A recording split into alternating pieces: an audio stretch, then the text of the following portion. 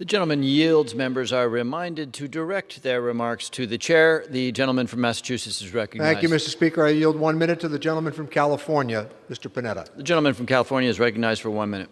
Thank you, Mr. Chairman. Thank you, Mr. Speaker.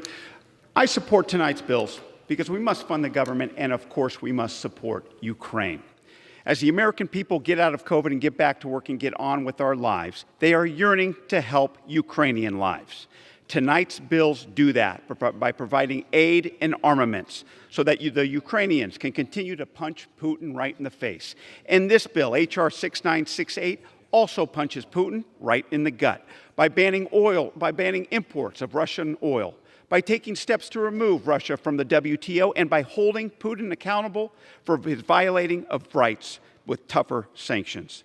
The last thing we want is war with Russia. However, in order to stop Putin's paranoid adventurism, we need to bolster our commitment to NATO, and we must bleed him of his resources to wage war by crumpling his ruble and collapsing his economy.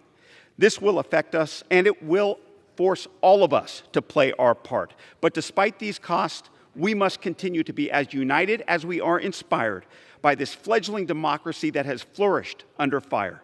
That is why we must play our part and pass this legislation to support the livelihoods of Americans, to support the lives of Ukrainians, and ensure that Putin pays his price for his attacks on a peaceful democracy.